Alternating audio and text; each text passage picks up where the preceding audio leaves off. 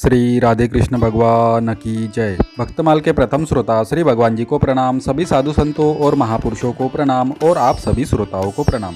अभी हम श्री भक्तमाल जी में हरिवल्लभ यानी भगवान के प्रिय भक्तों में द्रौपदी जी का चरित्र सुन रहे हैं। महाभारत समाप्त हुआ, पांडव सेना शांति से शयन कर रही थी।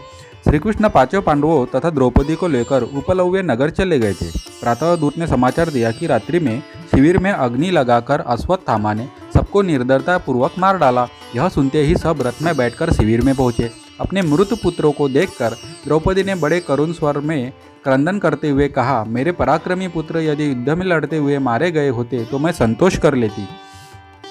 क्रूर ब्राह्मण ने निर्दयता पूर्वक उन्हें सोते समय मार डाला। द्रौपदी को धर्मराज ने समझाने का प्रयत्न किया, परंतु पुत्र के शव के पास रोती माता को क्या समझाएगा कोई। भीम ने क्रोधित होकर अश्वत्थामा का पीछा किया। श्री कृष्ण ने बताया कि नीच अश्वत्थामा भीम पर ब्रह्मास्त्र का प्रयोग कर सकता है। अर्जुन को लेकर वे पीछे रथ में बैठकर गए। अश्वत्थामा ने ब्रह्मास्त्र का प्रयोग किया। उसे शांत करने को अर्जुन ने भी उसी अस्त्र से उसे शांत करना चाहा। दोनों ब्रह्मास्त्रों ने प्रलय का दृश्य उपस्थित कर दिया। भगवान व्यास तथा देवर्षि नारद ने प्रकट होकर ब्रह्मास्त्रों को लौटा लेने का आदेश दिया। अर्जुन ने ब्रह्मास्त्र लौटा लिया। पकड़कर द्रोण पुत्र को उन्होंने बांध लिया और अपने शिविर में ले आए। अश्वत्थामा पशु की भांति बंधा हुआ था। निंदित कर्म करने से उसकी श्री नष्ट हो गई थी। उसने सिर झुका रखा था। अर्जुन ने उसे लाकर द्रौपदी के सम्मुख खड़ा कर दिया।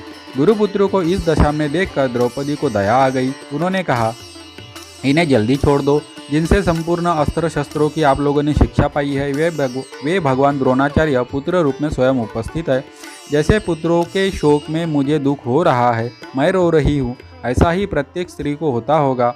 देवी कृपी को यह शोक न हो, वे पितृशोक में मेरी तरह न रोए। ब्राह्मण सब प्रकार पूज्य होता है, इन्हें शीघ्र छोड़ दो।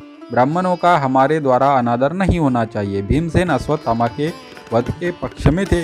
अंत में श्री कृष्ण की सम्मति से द्रोण पुत्र के मस्तक पर रहने वाली मणि छीनकर अर्जुन ने उसे शिविर से बाहर निकाल दिया। महाभारत की समाप्ति पर युधिष्ठिर ने बंधुत्व की भावना करके विरक्त होकर वन में जाने का विचार प्रकट किया। जब सब भाई उन्हें समझा चुके तो पांचाल राजकुमारी ने कहा, महाराज, आपने द्वैत वन में बार बार कहा है कि शत्रुओं को जीतकर आप हम सबको सुखी करेंगे। अब आप अपनी बात को क्यों मिथ्या कर रहे हैं? मेरी सास कुंती जी कभी झूठ नहीं बोलती। उन्होंने भी कहा था कि आप शत्रुओं पर विजय करके साम्राज्य का उपभोग करेंगे। अपनी माता के वचनों का आप क्यों मिथ्या कर रहे हैं? दुष्टों को दंड देकर, निर्बलों की रक्षा करके, अनाथों की सहायता करके, विप्रों को दान देकर प्रजापालन करने वाला राजा निःश्रेयस को प्राप्त होता है। आप अपने धर्म को छोड़कर किस विधर्म के प्रलोभन से वन में जाना चाहते हैं? आपने दान में, शास्त्र सुनाकर, युद्ध में धोखा देकर या अन्याय से यह राज्य नहीं पाया है।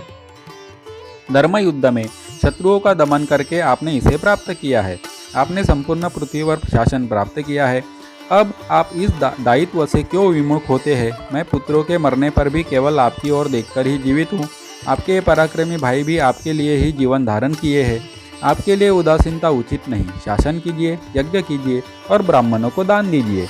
महाराज युधिष्ठिर ने दीर्घकाल तक शासन किया।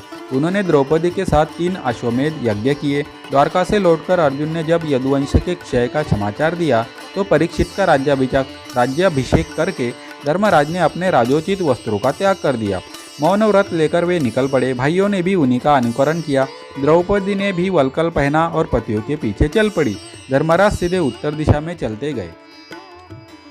बद्रिकाश्रम से ऊपर वे हिम प्रदेश में जा रहे थे। द्रौपदी सबसे पीछे चल रही थी। सब मौन थे, कोई किसी की ओर देखता नहीं था। द्रौपदी ने अपना चित्त सब ओर से एकाग्र करके परात्पर भगवान श्री कृष्ण में लगा दिया था। उन्हें शरीर का पता नहीं था। हिम पर फिसल कर वे गिर पड़ी। शरीर उसी श्वेत हिम राशि में विलीन हो गया। महारानी द्रौपदी तो परम तत्व से एक हो चुकी थी। श्री राधे कृष्ण भगवान की जय। अगर वीडियो में कुछ भी कमी है तो कृपया कमेंट में बताएं और अगर आप भी श्री भगवान और उनके प्रिय भक्तों में श्रद्धा और विश्वास रखते हैं तो मेरे वीडियो को लाइक कीजिए और चैनल को सब्सक्राइब कीजिए।